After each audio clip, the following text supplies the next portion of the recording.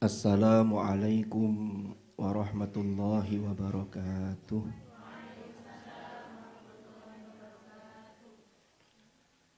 Alhamdulillahi rabbil alamin. Wassalatu wassalamu ala asyrafil anbiya'i wal mursalin Sayyidina wa maulana Muhammadin wa ala alihi wa sahbihi ajma'in. Amma ba'd. Hadratal muhtaramin, para alim, para ulama, wa nakhussu bidzikri, pengasuh Pondok Pesantren Tahfidzil Quran Nurul Huda, Abi Kiai Al-Hajj Isyraqun Najah Duktur Al-Majistir, dan Ummah Punyai Ismatuddiniyah mata'anallahu bituli hayatihima. Mugi-mugi beliau berdua tansah pinaringan kesehatan, tansah pinaringan usia panjang sehingga bisa membimbing kita semua. Ingkang kawula hormati para kiai, Kiai Rauf dan kiai-kiai yang lain yang mohon maaf tidak bisa saya sebutkan satu persatu. Yang saya hormati Ustadz Ali Muhsin Al-Misri dan Dr.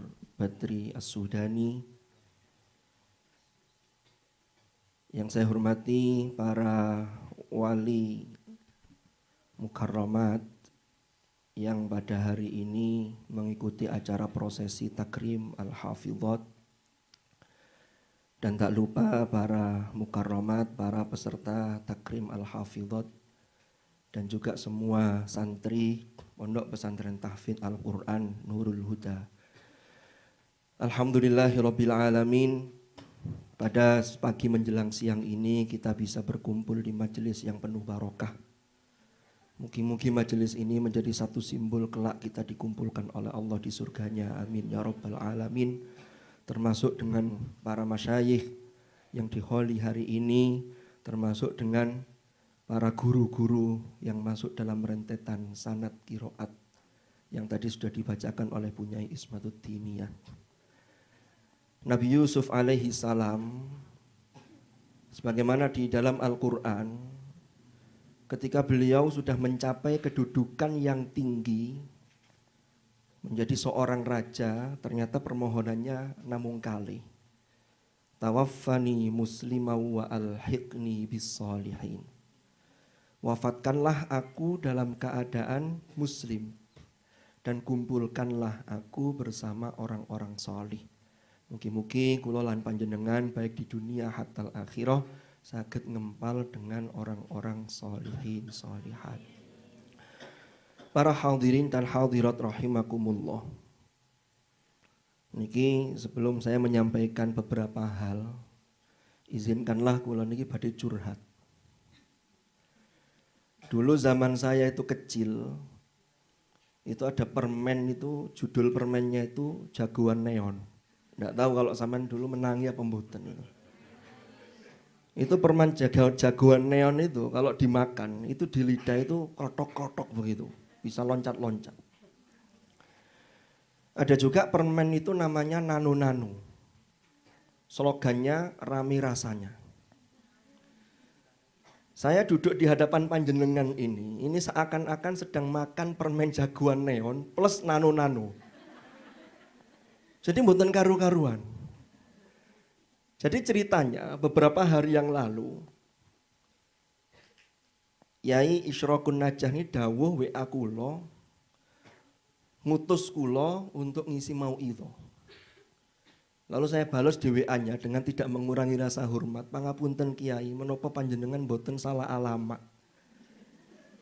Lah kula niki saya sadar saya ini siapa, saya ini bisa apa, apalagi pada hadapan para kiai, para masyayikh, para penghafal Al-Qur'an, para ahlullah. Kula niki angen-angen langsung rasane awak ini mulai dhuwur sampai nisar geser ngoten. Waduh. Tapi di satu sisi saya tidak berani menolak. Apalagi bertepatan dengan hari santri. Santri itu kan konsepnya tidak mencari-cari, tetapi ketika diperintah oleh guru, sami'na wa ata'na, mboten sami'na wa asoina. Kan mboten. Akhirnya wis bismillah. Akhirnya diberi support oleh beliau, bismillah. Tawakkal 'ala Allah, pun bismillah pun. Nah, sehingga di sisi yang lain, kula niki nggih merasa bahwa ketika nanti saya menyampaikan sesuatu, maka ini kesempatan untuk sekaligus mohon koreksi dari panjenengan-panjenengan sedoyo. Apalagi termasuk dari Abi Isyraqun Najah. Sehingga nyuwun tolong mangke menawi ada yang kurang tepat saestu niki diemutaken, dilurusaken yang seharusnya seperti apa. Karena niki tasik pelajaran saestu. Para hadirin dan hadirat rahimakumullah. Sehingga dari rasa nano-nano dan rasa jagoan neon tadi, satu-satunya yang menguatkan saya untuk duduk di sini adanya kursi ini loh. Ini ketenggerinya betul wonten sing ngeten iki. Kok ada kursi, ada sendenannya nih, alhamdulillah. Sehingga rada anteng nih. Jadi saya ada tempat untuk bersandar. Kadang kita ini butuh sandaran, alhamdulillah sudah disediakan oleh panitia. Matur nuwun. Para hadirin dan hadirat rahimakumullah, wabil khusus para hafidhat yang ditakrim hari ini. Pertama tentunya saya pribadi mengucapkan selamat karena capaian ini Allah memberikan fadhol itu tidak kepada semua orang. Sampai diberikan fadhol maka itu harus disyukuri dengan luar biasa.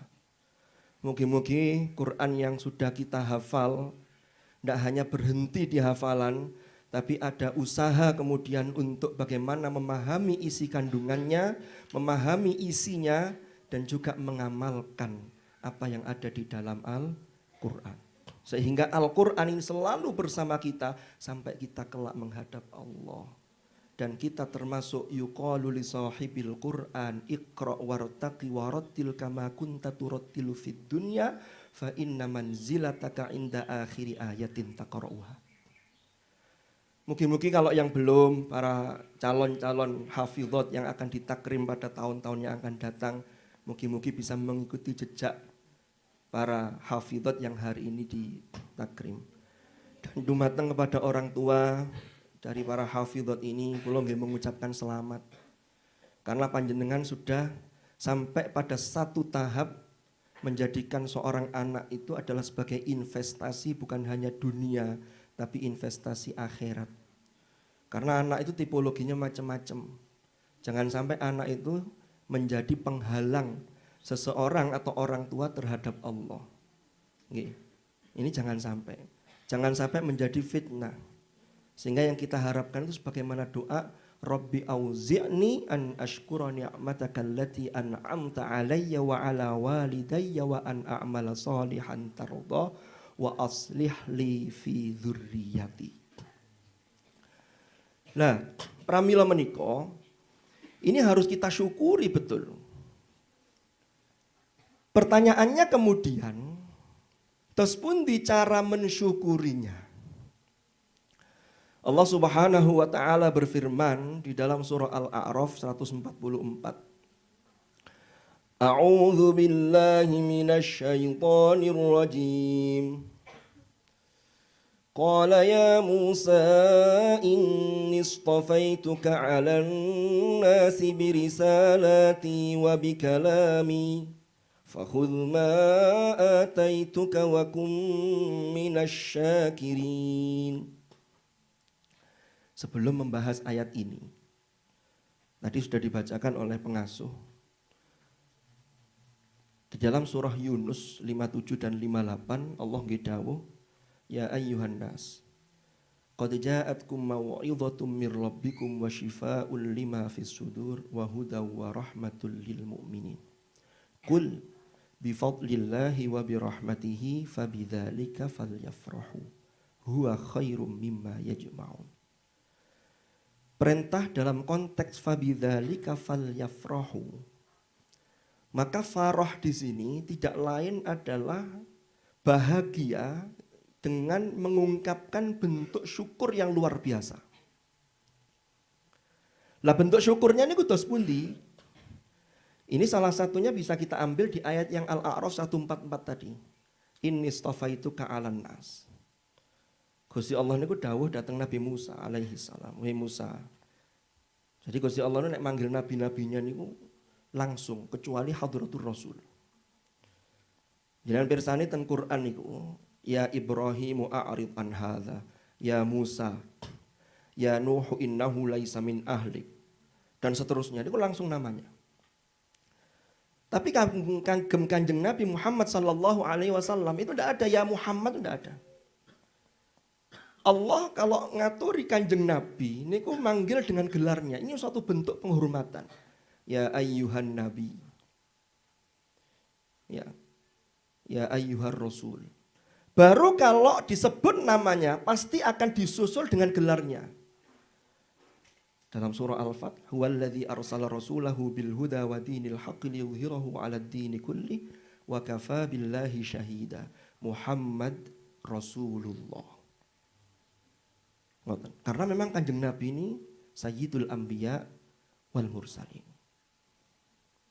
Para hadirin dan hadirat rahimakumullah. Allah dawuh datang Nabi Musa. Inni istafaituka 'alan nas. Sesungguhnya aku milih kamu wahai Musa. Dibanding semua manusia, ternyata pilihan Allah itu didasarkan pada ada dua hal yang membedakan Musa dengan orang-orang yang lain. Yang pertama apa? Birisalati, dengan risalahku, wabikalami, dan dengan kalamku. Ketika Allah dawuh kepada Nabi Musa alaihi salam, maka konteksnya ketika itu risalah, yaitu Nabi Musa diangkat sebagai Nabi dan Rasul. Lalu Nabi Musa mendapat kalamullah berupa At-Taurah. Termasuk Nabi Musa itu langsung wa kallamallahu Musa taklima. Maka inilah yang membedakan Musa dengan yang lain. Ini kalau kita tarik para hadirin dan hadirat, bentuk kesyukuran itu adalah yang pertama, kalau kita kontekstualisasikan dengan kondisi kita hari ini, Inni istafaituka 'alan nas birisalati. Yang pertama birisalati.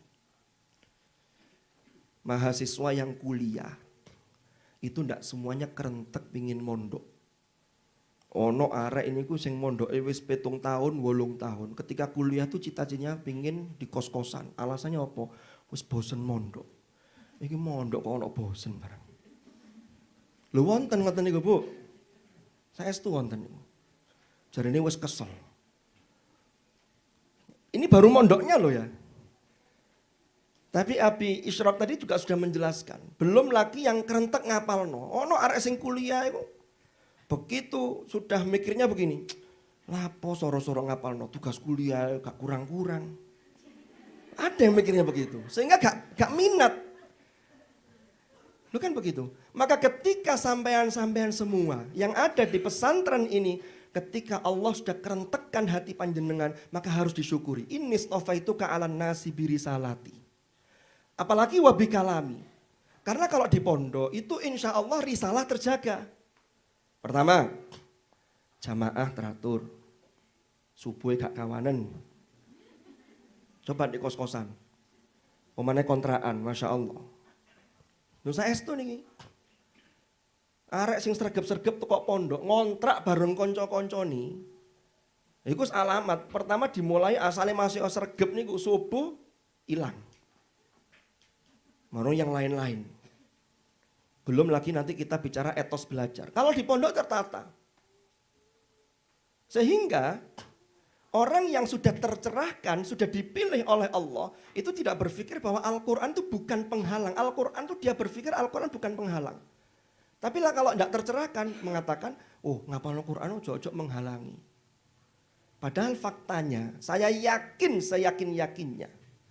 Ini konco-konco sing ngapalno iki. Lek ngapalnoe serius, maka dia akan bisa membagi waktu. Dampaknya apa? Belajarnya juga akan tertata. Sehingga prestasinya tidak akan jeblok. Ini sudah berlaku di beberapa hal. Kecuali lek gak karu-karuan. Ngapalno ngatur waktu gak jelas. Ini nanti yang lain berimbas. Karena Quran itu memiliki daya yang mengeluarkan namanya barokatuz zaman. Kan? Inni stofaituka 'alan nas birisalati wa bikalami. Lalu kalau sudah dianugerahi dua ini apa yang harus dilakukan? Fakhudh ma ataituka wa kum minasyakirin. Ambillah apa yang telah aku anugerahkan kepadamu. Wes kesempatan mondok kok ndek ini gak serius. Wah, akhirnya sampai 5 tahun gak iso takrim. Tapi ndak ada di sini. Di tempat lain ada. Gawane mek kepingin tok ono koncone takrim, aku kapan yo iso ngono, tapi ngajine ya pancet ae. Gak ono usaha. Saya ndak tahu di sini ada apa ndak. Insyaallah ndak ada nggih. Ndak nggih. Ndak ada, bukan ndak jauh beda. Beda nah. Kita itu kalau melihat orang sukses, langsung jogok suksesnya tok ya akeh sing kepingin, Mbak. Ya apa carane? Wong senane gratisan. Melupakan proses. Padahal yang bisa takrim ini kita lihat prosesnya. Ono sing kadang-kadang itu mencari alasan untuk membela dirinya. Wah, yang mesti ae takrim cepet. Lah hanya mlebu rene wis khatam. Lah aku mlebu rene durung ngapalno. Lho ono sing alasan ngono iku. Wis gak usah kakek alasan.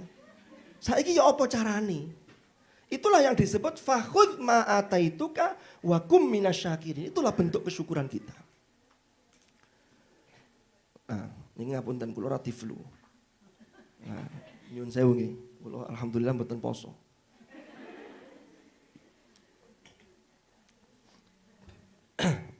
Nah, mugi-mugi asik saged. Nek banyune sakmene kira-kira setengah jam kas. Ya bener. Terus ya napa carane dalam melaksanakan fakhudh ma ataituka wa kum minasyakirin. Kalau kita mengambil satu hikmah, satu ibrah. Kan Quran itu 2/3 isi Al-Quran itu berisi kisah. Tinggal bagaimana kita memetik ibarat fa'tabiru ya ulil absar. Ayat-ayat ahkam, nun sewu, nun koreksi mangke. Itu tidak lebih dari 1/3. Yang lain itu cerita. Surat Maryam, kita ambil ayat 12. Nabi Zakaria, ini nggak ada putra Nabi Yahya. Itu setelah lama tidak dikaruniai putra. Munajatnya luar biasa, melakukan aktivitas kebaikan luar biasa. Sampai diabadikan dalam surah Al-Anbiya itu wa Zakaria idnada rabbahu rabbi la tadharni fardan wa anta khairul warithin. Fastajabna lahu wa wahabna lahu Yahya wa aslahna lahu zauja. Saya kalau dalil di sini agak nderdek ini. Soalnya yang nyimak banyak ini. Innahum kanu yusari'una fil khairati wa yad'unana raghaban wa rahaba wa kanu lana khashi'in. Nabi Yahya ini termasuk nabi yang spesial. Walaupun beliau ini sampai wafat itu tidak berkeluarga karena masih muda. Tapi beliau ini dianugerahi oleh Allah kenabian itu sejak kecil. Napa dawuhnya Allah? Ya Yahya, kalau tadi Musa fakhudh ma ataituka wa kum minasyakirin. Di sini ya Yahya khudhil kitaba biquwwah. Hai Yahya, khudh ambillah kitab suci wahyu Allah itu biquwwah, dengan kuat, dengan serius. Wa atainahul hukma sabiyya. Dan kami berikan kepada dia Yahya al-hukma. Al-hukma ini kalau di Quran terjemahan karena antara hukum dengan hikmah ini sebenarnya satu akar kata. Karena ketika penetapan hukum itu pasti ada hikmahnya. Kalau hukmun jamaknya ahkam, kalau hikmah jamaknya hikam. Ya Yahya khudhil kitaba biquwwah. Caranya ya apa? Mensyukuri tadi itu. Kalau sampean sudah dianugerahi apalagi yang sudah hafidhot ini, sudah ditakrim, harus bikuwah. Bikuwah itu apa maknanya? Bikuwah itu dengan segala daya upaya, dengan kekuatan yang totalitas. Boten setengah-setengah. Kalau sudah begitu, Anda total terhadap hafalan Anda, baik yang masih proses atau yang sudah selesai 30 juz'an kamilan. Wa atainahul hukma sabiyya. Boleh jadi insya Allah Allah akan menganugerahkan kepada panjenengan semua adalah al-hukmah. Hikmah. bisa memahami isi kandungannya. Karena hafal Quran itu suatu anugerah. Kalau meminjam bahasanya Kiai Ahsin Sakhok Muhammad, salah seorang pakar qiraat di Indonesia ini, beliau itu pernah dawuh, orang yang menghafal Quran itu seperti dia sudah memiliki modal sebongkah emas. Tinggal nanti dicetak jadi apa, itu tergantung kitanya. Maka emas yang sudah sampai peroleh ini jangan dilepas. Golek ini soro. Maka harus bikuah tadi. Kalau sudah bikuah, Allah akan bukakan ilmu-ilmu pintu hikmah dari Al-Quran itu. Yu'til hikmata may yasha wa may yu'tal hikmata faqad utiya khairan katsira wa ma yadzakkaru illa ulul albab.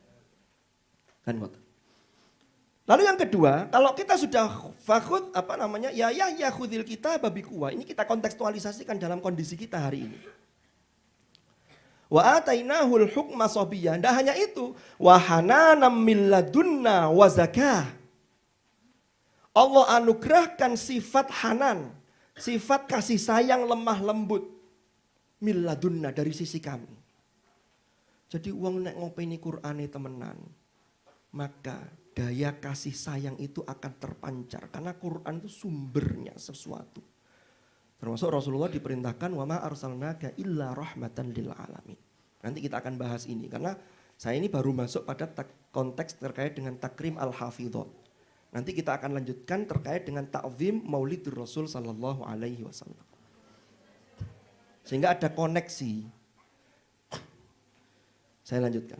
Wa hananam min ladunna wa zakah. Zakah, hatinya menjadi bersih. Kan watan. Ini karena serius bikuah. Nah orang nyekeli Qur'an gak serius, tidak bikuah, ini tidak muncul. Allah tidak anugerahkan ini. Makanya dalam surah Fatir itu, Tsumma awrathnal kitaba alladziina astafaina min ibadina faminhum zalimun li nafsi wa minhum muqtasid wa minhum sabiqum bil khairati biidznillah. Dzalika huwal fadlul kabir. Ini adalah fadl yang besar. Itu kalau sudah sampai pada level yang ketiga. Makanya jangan sia-siakan. Makanya kuncinya adalah bikuwah. Wa atainahul hukma sabiyya wa hananam min ladunna wa zakah wa kana taqiyya. Orang kalau ngugemi ngopeni Quran dengan serius, maka dia akan muncul, akan menjadi pribadi-pribadi yang berkarakter, bertakwa. Kebaikan itu akan terus diasah. Tapi lek wis Qur'ane gak diramut, ini berbahaya. Nauzubillah. Wa kana taqiyya. Nah hanya itu, lanjutan ayatnya wa barram biwalidayhi. Kalau Qur'ane betul-betul diugemi, ini betul-betul menjadi seseorang yang sangat berbakti kepada orang tua. Birrul walidain jalannya banyak. Tapi lek wis enggak ada Quran, Qur'ane diopeni temenan, ini akan ngangkat derajat orang tua di hadapan Allah Subhanahu wa taala. Man qara'al Qur'an wa amila bima fihi ulbisa walidahu tajan yaumal qiyamah dawuhu ahsanu min dawi syams. Nanti itu dipakaikan itu mahkota bagi kedua orang tuanya gara-gara anaknya hafal Quran. Karena man qara'a di situ walaupun itu menggunakan qara'a, tapi ada yang menafsirkan qara'a itu tidak lain yang menghafal. Karena yang paling dekat dengan qara'a itu ya orang menghafal. Iqra'ul Qur'an fa innahu ya'ti yaumal qiyamati syafi'an li ashabi. Napa kok dawuhnya Nabi itu mboten syafi'an bagi orang yang membacanya, tapi li ashabi. Karena orang yang membaca Quran yang paling sering itu adalah yang punya hafalan karena dia punya amanah. Maka ashab apapun kondisinya dia tetap ngaji. Lampu mati tetap ngaji, HP baterainya ngedrop tetap bisa ngaji. Kalau mengandalkan HP, kadang baterainya ngedrop sudah tidak ngaji karena hanya ngajinya pakai Quran Android, itu mau begitu. Jadi ini harus disyukuri. Wa barram biwalidayhi wa lam yakun jabbaron asiyya. Orang kalau ngopeni Qur'annya beneran, faham terhadap kitab suci beneran, maka dia tidak mungkin jadi orang yang sombong, tidak mungkin jadi orang yang bengis. Hatinya lembut, ada pancaran cinta Allah melalui kalamullah itu. Walam yakun jabbaron asiyya. Dia juga tidak mungkin jadi orang yang maksiat. Apalagi naudzubillah melakukan dosa-dosa besar. Kuncinya tadi itu apa? Ya Yahya khudhil kitaba, ada kata kuncinya biquwah. Ini penting sekali para hadirin dan hadirat rahimakumullah. Saya lanjutkan. Lalu apa sesungguhnya yang bisa kita ambil hikmah dari keterkaitan antara takrim al-hafidhat dengan ta'zim maulid Rasulullah sallallahu alaihi wasallam? Rasulullah itu tidak lain dan tidak bukan. Beliau itu menjadi Rasul terbaik. Menjadi seorang nabi terbaik. Bahkan beliau Sayyidul Anbiya wal Mursalin, karena kepada beliaulah diturunkan kitab suci Al-Quran. Dipilih oleh Allah. Umat Rasulullah menjadi kuntum khaira ummatin ukhrijat linnas ta'muruna bil ma'ruf wa tanhauna 'anil munkari wa tu'minuna billah. Karena umat ini dianugerahi oleh Allah Al-Quran melalui hadratur Rasul yang dibawa oleh malaikat Jibril. Nazala bihir ruhul amin. Ramadan menjadi bulan mulia karena di dalamnya syahrul Ramadan alladzi unzila fihil Quran. Jadi Quran itu memang kalamullah yang luar biasa, yang berbeda dengan sairil kalam. Beda. Dan Allah jamin di dalam surah Al-Hijr, tadi oleh wakil dari wali santri. Itu sudah disampaikan, Al-Hijr ayat 9, inna nahnu nazzalna dzikra wa inna lahu lahafizun. Mufassirin, ada yang mengatakan, ada kesan dari ayat inna, mengapa Allah tidak menggunakan dhamir mutakallim wahdah, tapi mutakallim ma'al ghair. Ini menunjukkan ada keterlibatan pihak lain. Sesungguhnya kami turunkan az-zikr, wa inna lahu lahafizun, dan kami sungguh benar-benar akan menjaganya. Maka ini keterlibatan pihak lain adalah panjenengan-panjenengan semua ini. Belum lagi didukung dalam surah Al-Qamar, walaqad yassarnal Qur'an. Allah tidak menggunakan walaqad yassartu. Berarti Al-Quran itu dimudahkan, syaratnya keterlibatan pihak lain. Sehingga bikuwah tadi itu diukur di sini. Sampai kalau ingin betul-betul mudah, ya berarti harus serius. Kalau tidak serius, ngeluh. Kita lihat surat Toha awal. Toha ma anzalna alaikal qur'ana litashqa illa tadhkiratan liman yakhsha. Itu kalau kita kontekskan kepada orang-orang yang menghafal. Ma anzalna alaikal qur'ana litashqa. Kami tidak turunkan Al-Quran kepadamu agar engkau sedih, agar engkau sumpek, boten illa tadhkiratan liman yakhsha. Tapi justru Al-Quran itu menjadi tadhkirah bagi orang yang memiliki rasa khasyah. Kalau kita terapkan orang yang menghafal, nek wong ngapal no gak tau deres, mesti sumpek gawani. Sama wis dikek Quran sing akan deres cek gak sumpek, lu kan gitu. Jadi bukan logikanya begini, waduh rek lapo ngapal Quran malah aku malah kewajiban deres. Bukan, itu justru harus disyukuri karena tidak semua orang dipilih oleh Allah. Berarti Anda sudah dipilih, maka disitulah ma anzalna alaikal Qur'ana litashqa illa tadhkiratan liman yakhsha. Mudah-mudahan hati kita ini semakin rasa khasyah. Kan begitu harapannya. Nah, sekarang saya lanjutkan. Jadi Rasulullah Muhammad sallallahu alaihi wasallam itu karena beliau dianugerahi oleh Allah Al-Qur'an. Yang proses turunnya ketika dibawa oleh malaikat Jibril kepada hadratur Rasul, nazala bihir ruhul amin ala qalbika litakuna minal munzirin bilisanin arabiyyin mubin. Ini butuh waktu. Inilah namanya proses nazzala yunazzilu tanzil. Orang-orang kafir protes, wa qala alladziina kafaru laula nuzzila alaihil qur'anu jumlatan wahidah. Jawabannya, kadzalika linutsabbita bihi fu'adak wa rattalnahu tartila. Nazzala yunazzilu dalam kajian morfologi ilmu sharaf. Ketika wazannya mengikuti fa'ala yufa'ilu, maka di situ tidak hanya sekali tapi berkali-kali. Maka turunnya kan bertahap. Ada permasalahan apa, ditanya oleh sahabat, ditanya oleh orang Yahud, oleh orang-orang ahlul kitab. Rasulullah nunggu wahyu. Lalu dijawablah, turun wahyu. Itu termasuk ayat-ayat yang memiliki sababun nuzul. Kan ngoten. Dijelaskan, akan lebih kuat. Jadi turun lagi ayat terus begitu. Ini kalau kita kontekstualisasikan, nek kita ingin tathbit al-fuad, linuthabbit tabihi fuadak, maka kita harus sering-sering menuzulkan Al-Quran ke dalam diri kita. Ini sekaligus saya mengingatkan diri saya juga. Anjen yo rek. Nek kadung sibuk gak terus, itu kadang sumpek ya Allah pengen ngaji.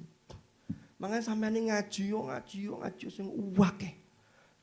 Dan ngaji itu semakin banyak itu semakin kecanduan. Semakin ndak ngaji, semakin sumpek, tapi kata mulai ngaji itu kondi, kadang-kadang ya sumpek. Aduh. Buka gini. Loh iya. Nah, sekarang saya masuk ke bagaimana Rasulullah Sallallahu Alaihi Wasallam memiliki pancaran, apa istilahnya? Pancaran cinta karena Rasulullah ini oleh Allah diberi Al-Quran. Saya sebelumnya pengen cerita dulu. Ada salah seorang ulama besar, generasi tabi'in. Namanya Imam Al-Hasan Al-Basri.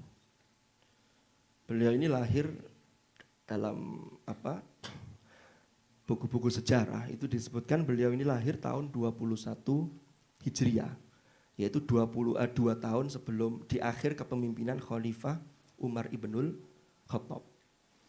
Jadi dulu itu Umar ibnul Khattab itu mengatakan kepada umat Islam, saya ini Amirul Mukminin, sehingga panggilan Amirul Mukminin dimulai pada masa Umar ibnul Khattab. Dulu panggilannya ketika Abu Bakar itu asalnya ya Khalifata Rasulillah. Lalu ketika beralih ke Umar, panggilannya ya Khalifati Rasulillah. Wahai penerus, wahai pengganti khalifahnya Rasulullah. Karena Umar melanjutkan dari Abu Bakar As-Siddiq. Imam Hasan Al-Basri itu ketika masa kecil ini, beliau ini usianya cukup panjang, wafat di tahun 110 Hijriah. Tapi beliau ini termasuk menangi para kibari sahabah, para pembesar-pembesar sahabat senior. Beliau masa kecilnya ini banyak dihabiskan di Madinah, sehingga banyak mengambil ilmu secara langsung dari para sahabat-sahabat Rasulullah Sallallahu Alaihi Wasallam. Sampai kemudian beliau ini berpindah ke tempat asal leluhurnya, yaitu di Basra. Beliau punya majelis di Masjid Besar Basra.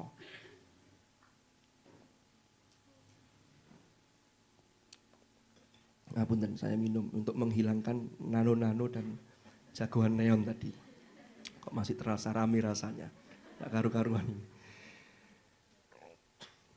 Ketika ngaji di majelis beliau, di halakoh beliau itu, tiba-tiba ada salah satu muridnya itu bertanya.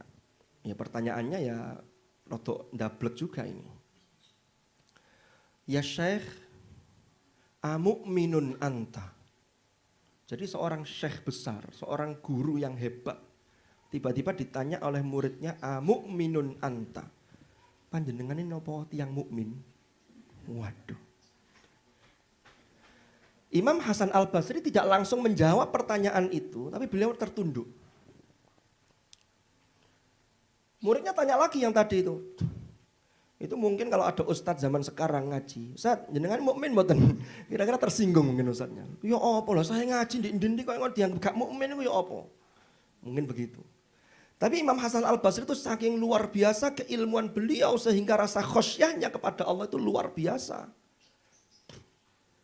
Ya, beliau tuh menghadirkan konsep al-khauf dan roja.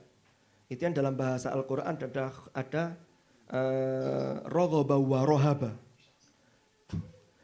Beliau kemudian nunduk lagi, ditanya yang kedua, ya Syekh amu'minun anta. Tidak jawab. Sampai thalatha marrat, santrinya tanya lagi, ya Syekh amu'minun anta. Setelah mendengar pertanyaan yang ketiga, Syekh Hasan Al-Basri jawabnya ngeten. Kalau yang engkau maksud bahwa aku ini beriman yang sebagaimana dalam hadis Rasulullah ketika didatangi malaikat Jibril itu. Akhbirni anil iman, yaitu beriman kepada Allah, wa malaikatihi, wa kutubihi, wa rusulihi, wa bil yaumil akhiri, wa bil qadri khairihi, wa syarrihi, maka aku adalah orang yang sudah beriman. Ini kata Imam Hasan Al-Basri. Tapi, kata Imam Hasan Al-Basri, ada tapinya ini. Kalau yang sampean maksud itu adalah aku beriman kepada Allah, sebagaimana ayat dalam surah Al-Anfal ayat 2, maka saya juga tidak bisa menilai diriku, aku tidak tahu apakah saya ini sudah beriman atau belum. Nopo ayat itu? Innamal mu'minuna alladhina idza dzukirallahu wajilat qulubuhum wa idza tuliyat alaihim ayatuhu zadatuhum imana wa ala rabbihim yatawakkalun.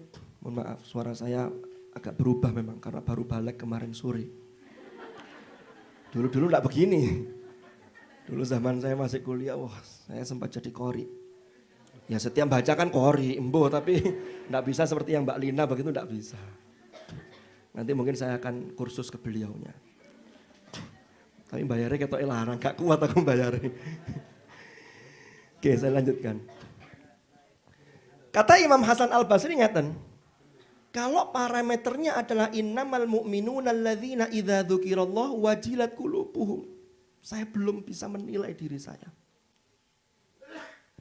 Ayat ini kan berbicara begini, innamal mu'minun.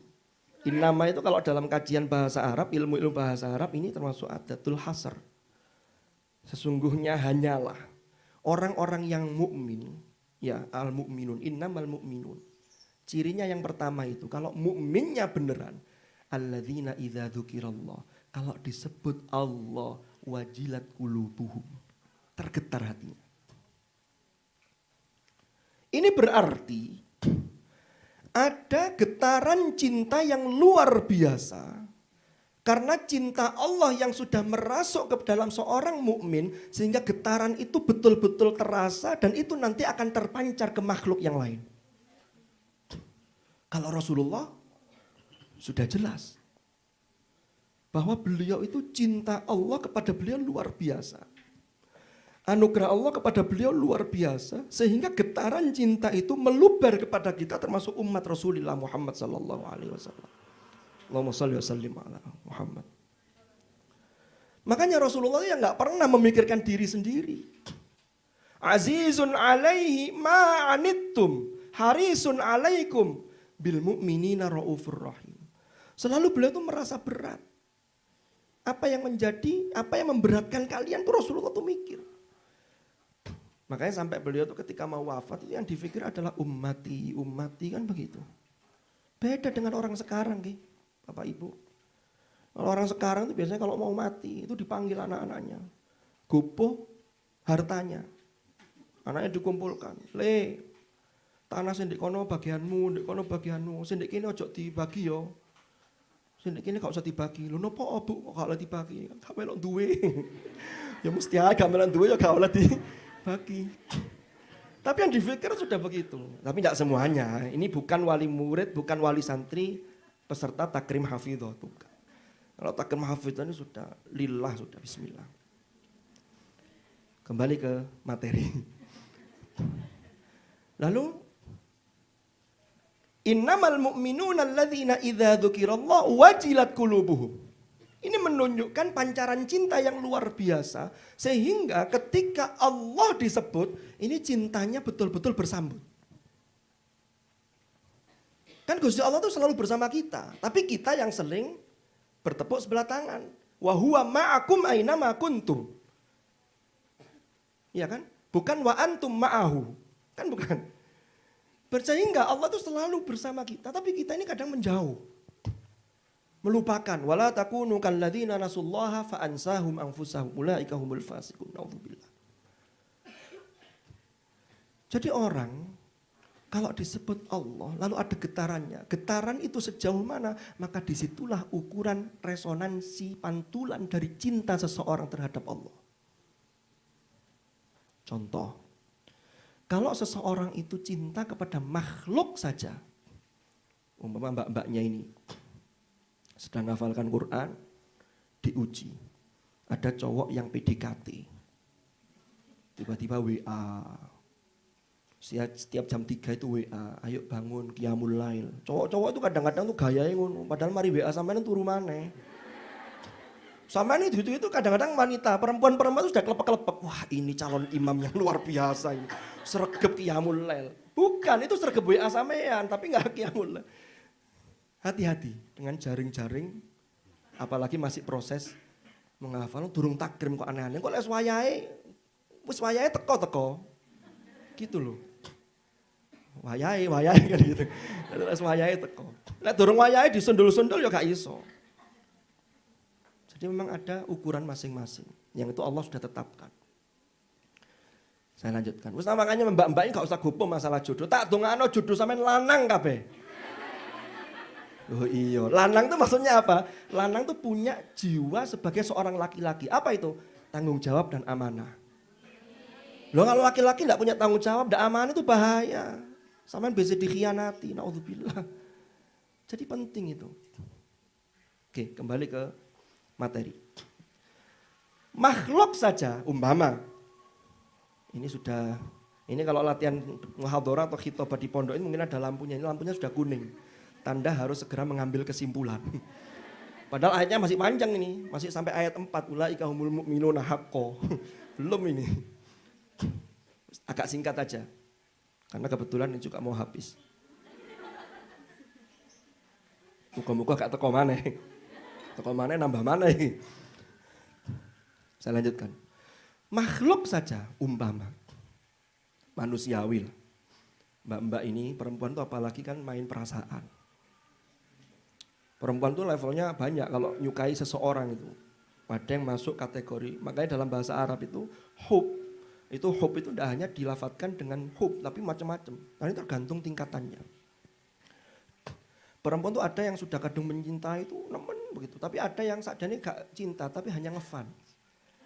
Sehingga jadi pemuja rahasia. Lho ngono kok ono. Wes, belum sampai level cinta saja, katakanlah pemuja rahasia. Itu kadang-kadang menyebut namanya tuh angel. Karena getarannya tuh betapa kuatnya. Aku mang ketemu arek iki. Lho ngono. Ngono kok ono sing ngono iku. Itu baru makhluk loh ya. Lah orang mukmin yang nanti distempel di ayat keempat itu ulaika humul mu'minuna haqqo. Indikator yang pertama adalah apa tadi? Idza dzukirallah wajilat qulubuhum. Karena kalau sudah Allah melimpahkan cinta yang luar biasa, lalu cinta itu dia kepada Allah cintanya juga luar biasa, maka ini akan berimbas kepada makhluk semuanya. Maka dalam konteks ta'zim Maulidur Rasul sallallahu alaihi wasallam, inilah yang dicontohkan oleh Hadratur Rasul kepada kita. Allah memilih panjenengan semua diberikan Al-Quran. Tadi ayat yang tadi sudah kita baca. Maka pancaran cinta Allah kepada kalian ini harus memancar. Pertama, cinta kepada Allah harus selalu kita upgrade. Kalau dalam Qomi Utuyan itu dijelaskan alamatu hubbillah. Ini Imam Nawawi Al-Bantani, Imam Nawawi bin Umar Al-Bantani mengutip dari dawuhnya Sahal. Alamatu hubbillah, hubbul Quran. Tanda seseorang yang mencintai Allah itu adalah mencintai Al-Quran. Wa alamatu hubbihima hubbun Nabi sallallahu alaihi wasallam. Dan tanda mencintai Allah dan Al-Quran adalah mencintai kanjeng Nabi Muhammad sallallahu alaihi wasallam. Orang itu kalau cinta, maka ada sebuah kata-kata mutiara yang wakilah dinisbatkan kepada Imam Al-Ghazali. Man ahabba syai'an kathura dzikruhu. Man ahabba syai'an aktsara min dzikrihi. Aktsara dzikrahu. Barang siapa mencintai sesuatu maka dia banyak menyebutnya. Kalau Anda mencintai Quran, ya banyak deres. Kalau mencintai Hadratur Rasul, banyak sholawat. Tidak ada lain. Sehingga nanti cinta-cinta itu akan masuk ke dalam diri kita dan akan terpancar ke makhluk yang lain. Dan itulah wa ma arsalnaka illa rahmatan lil alamin. Para hadirin dan hadirat rahimakumullah. Kalau kita lihat para sahabat itu mendapatkan cinta kasih Rasulullah SAW yang luar biasa. Sehingga sahabat itu mencintai kanjeng Nabi luar biasa. Saya ambil contoh ada sahabat namanya Thauban. Ngantos jam pinten niki? Oh, ngantos. Thauban itu suatu ketika beliau itu matur ke Rasulullah. Ya Rasulullah, la anta ahabbu ilayya min ahli wa mali. Sungguh panjenengan ini lebih aku cintai ya dibanding keluargaku dan hartaku. Ini kata Thauban. Wa inni la adzkuruka fama asbiru hatta aji'a fa anzuru ilaik. Saya ini selalu mengingat panjenengan ya Rasulullah. Kalau saya ini enggak ketemu panjenengan, ya, saya pengen segera balik, segera datang menghadap panjenengan agar aku bisa melihat panjenengan. Lalu Thauban ini menangis. Fa'araftu annaka idza dakhaltal jannata rufi'ta ma'an nabiyyin. Tapi saya sadar ya Rasulullah, kalau panjenengan masuk surga, jenengan kan derajatnya diangkat oleh Allah bersama para nabi-nabi yang mulia. Wa inda khaltuha la araka. Kalau saya masuk surga, jangan-jangan saya tidak bisa ketemu panjenengan ya Rasulullah. Ini saking kekhawatirannya Thauban, saking cintanya dan khawatir nanti di akhirat tidak bisa bersama dengan orang yang dicintai. Di sinilah Rasulullah dawuh, kata beliau apa? Almar'u ma'aman ahabba. Seseorang itu bersama dengan apa yang ia cintai atau bersama dengan orang yang ia cintai. Lalu Rasulullah membacakan firman Allah, wa may yuti'illaha war rasul faulaika ma'al ladzina an'amallahu 'alaihim minan nabiyyin was-siddiqin wasyuhada was-shalihin wa hasuna ulaika rafiqa. Maka mudah-mudahan Quran yang sampean hafalkan, Kanjeng Nabi yang kita cintai ini betul-betul nanti kita bersama di surganya. Amin ya rabbal alamin. Belum selesai, kita lanjutkan. Jadi yang pertama ini adalah pancaran dari cinta tadi itu. Wajilat qulubuhum. Wa idza tuliyat alaihim ayatuhu zadatuhum imana. Nah, ini indikator yang kedua, bagaimana orang mukmin yang betul-betul mukmin. Berdasarkan ayat ini, wa idza tuliyat alaihim ayatuhu zadatuhum imana. Kalau dibacakan Al-Qur'an di hadapan mereka, zadathum imana, bertambahlah keimanan mereka. Adzan nggih, di skores dulu nggih.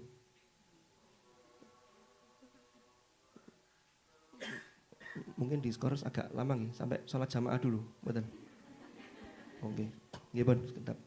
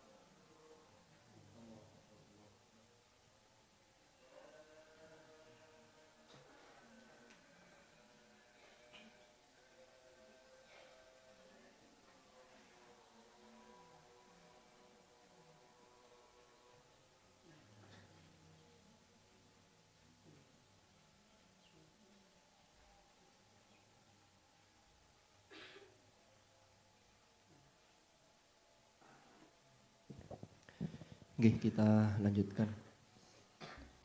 Saya ini baru nyadar kalau ternyata itu ada gambar saya di situ. Terima kasih pada panitia yang sudah men-streamingkan. Kalau streaming itu sehingga jadi itu saya memahami kadang-kadang streaming itu ya memang sekarang memang zamannya kan begini. Adzan malih.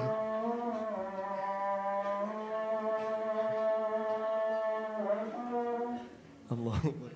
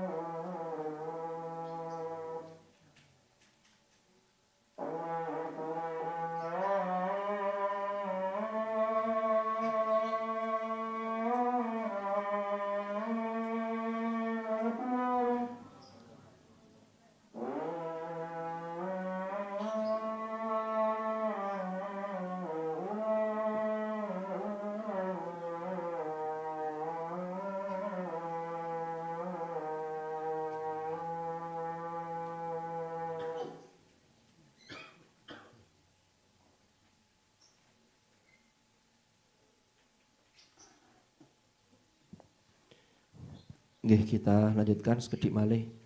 Mugi-mugi saderenge qomat sudah selesai. Nek mboten nutut qomate zuhur ya melok qomate asar. Nek melok qomate asar mboten nutut ya melok qomatnya maghrib. Ngoten mawon, gak usah angel-angel. Jadi tadi itu memang kalau streaming itu alhamdulillah itu kelebihannya kan terdokumentasi. Sehingga nanti walaupun saya sudah meninggal itu orang bisa istifadah, oh iya pernah nyampe, no, itu yang pertama. Yang kedua itu untuk pembicara Itu sehingga kalau diundang di tempat lain atau diundang di tempat yang sama apalagi, itu gak iso baleni meneh materi ini. Jadi kudu mutolaah, cari materi yang lain. Karena kalau sama nanti jarine yang hadir, oh iki wis tahu kan begitu. Maka itu makna dari ayat wa qur rabbi zidni ilma, sehingga ilmu itu bisa bertambah karena mutolaah tadi itu. Oke, kita lanjutkan.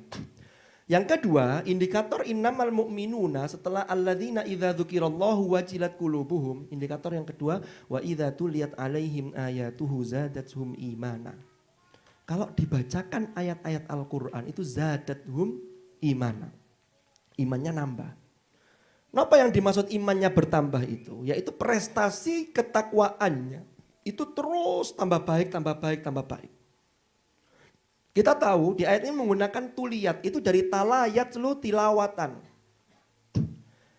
Kalau kita lihat di dalam buku Mu'jam Al-Furuq Al-Lughawiyah, itu diantaranya dijelaskan perbedaannya antara tala dengan kiro'ah. Kalau tala itu levelnya lebih tinggi. Nah, tala itu biasanya digunakan untuk Al-Quran, memang tilawatil Quran. Tapi maksudnya kalau tala di situ itu mengandung makna tidak hanya membaca tapi mengikuti isi kandungannya, mengamalkan isi kandungan ajaran di dalamnya. Makanya kalau panjenengan buka tafsir ketika menafsirkan ayat alladzina atainahumul kitab yatlunahu haqqa tilawati. Itu mufassirin tuh seperti riwayat Qatadah itu menyebutkan yatlunahu haqqa tilawati ay yattabi'una haqqa tibai. Jadi mengikuti. Sehingga baca tidak hanya baca tapi diikuti. Saya sering mencontohkan itu, umpama ada tulisan alas kaki harap dilepas. Kalau kita tilawah maka alas kaki betul-betul dilepas. Tapi kalau hanya kiro'ah maka wis moco tapi tetap gak dicopot sandali. Nah ini contoh kecilnya begitu. Lah ini ya, wa idza tuliyat alaihim ayatuhu zadatuhum imana. Aslul imannya tetap tidak berkurang, tetapi prestasi ruhani yang namanya takwa ini yang terus bertambah. Makanya al-iman yazid wa yanqus, itu yazid itu termasuk dengan prestasi-prestasi itu. Sehingga semakin menguatkan keimanan kita. Kan begitu. Apa tadi lanjutannya tadi? Wa ala rabbihim yatawakkalun. Lalu lanjutan berikutnya alladzina yuqimunas sholata wa mimma razaqnahum yunfikun. Yaitu orang-orang yang senantiasa yuqimunas sholat wa mimma razaqnahum yunfikun, dan terhadap apa-apa yang kami anugerahkan itu sebagian dari yang kami anugerahkan itu mereka menginfakkan.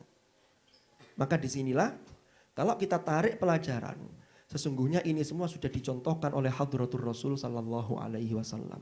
Yang pertama, ada getaran cinta yang luar biasa. Sehingga itu berimbas pada kita semua umatnya. Sehingga orang yang kalau getaran cinta sudah ada dalam hatinya, maka dia akan mampu menebar rahmah dan kasih sayang. Berlandaskan meneladani al-asma al-husna, yaitu ar-Rahman dan ar-Rahim. Lalu yang kedua, apa yang bisa kita ambil pelajaran? Yaitu getaran akhlak.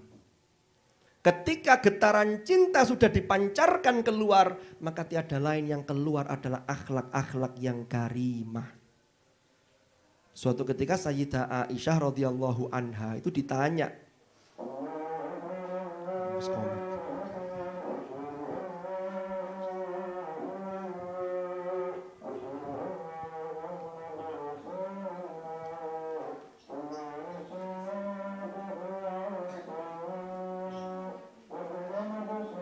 Sehingga sekedar maling tidak sebelum jamaahnya buyar, kita sudah buyar duluan.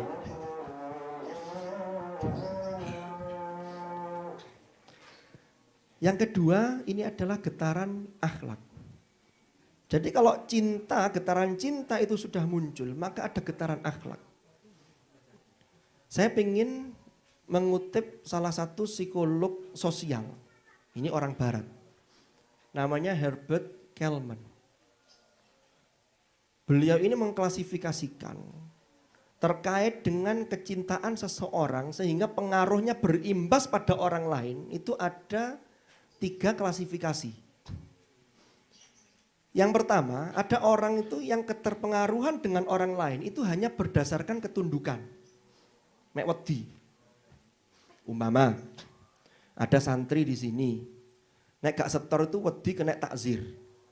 Ini berarti baru pada level ketundukan. So nanti kok gak di. Kalau sudah bertahun-tahun kok pancet ngono ae, berarti tidak ada usaha yang serius untuk naik level. Eman. Yang kedua, namanya internalisasi. Ini karena dia melakukan sesuatu karena dia percaya terhadap orang yang dia percaya. Umpama, seorang dokter memberi resep kepada pasiennya, lalu pasien itu akan menebus berapapun harganya.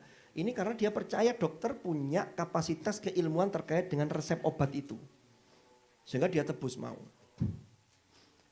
Ternyata level yang ketiga itu level yang sudah sampai pada identifikasi. Kalau sudah identifikasi itu melewati dua level yang pertama tadi, tapi sudah memasukkan dirinya pada level seorang pecinta yang luar biasa. Sehingga sampean setor gak setor ngaji. Bukan hanya persiapan untuk setor. Karena cintanya terhadap Al-Quran sudah sampai pada level apa tadi? Identifikasi. Kalau terkait dengan makhluk, umpama kita mengidolakan seseorang, mencintai seseorang, itu kalau sudah nemen kadang ada pengaruh.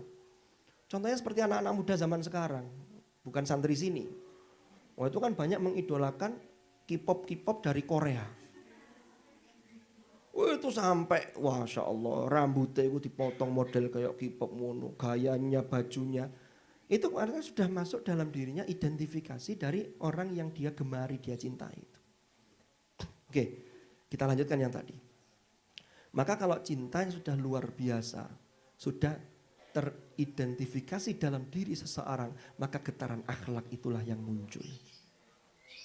Maka getaran akhlak inilah yang digambarkan kalau dalam kitab Qomi'ut Tughyan. Lagi-lagi Imam Nawawi bin Umar itu mengutip dawuhnya Hatim bin Ulwan. Katanya begini, manidda'a thalathan bighairi thalathin fahuwa kadzdzab. Nek ono uwong sing ngaku tiga hal tapi tidak melakukan tiga hal, maka dia sesungguhnya orang yang berdusta, kadzdzab, banyak berdusta. Yang pertama apa? Manidda'a hubballahi ta'ala tapi min ghairi wara'in min maharimihi fahuwa kadzdzab. Nek ono uwong sing ngaku cinta kepada Allah tapi dia tidak bisa menjaga diri dari hal-hal yang diharamkan oleh Allah, maka dia dusta sesungguhnya. Kadzdzab. Wah kegorone. Ini yang pertama. Yang kedua, manidda'a hubban Nabi sallallahu alaihi wasallam min ghairi hubbil faqri fahuwa kadzdzab. Nek ono wong yang ngaku cinta Kanjeng Nabi tapi tidak mencintai orang-orang fakir, orang-orang duafa, orang-orang yang membutuhkan, maka dia juga dusta. Yang ketiga, manidda'a hubbal jannati, ya, barang siapa yang mengaku mencintai surga, pengen mlebu swarga, min ghairi infaqi malihi fahuwa kadzdzab. Tapi tidak mau menginfakkan sebagian hartanya, medit, maka dia dusta. Nek ngomong tok nek kepingin swarga tapi tidak dibuktikan dengan langkah nyata. Maka orang mukmin di situ ciri-cirinya adalah wa idza tuliyat alaihim ayatuhu zadatuhum imana wa ala rabbihim yatawakkalun alladzina yuqimunas shalah wa mimma razaqnahum yunfikun. Disitulah ada getaran akhlak yang terpancar. Lalu rangkaian ayat-ayat ini apa yang bisa kita teladani dari hadratur Rasul sallallahu alaihi wasallam?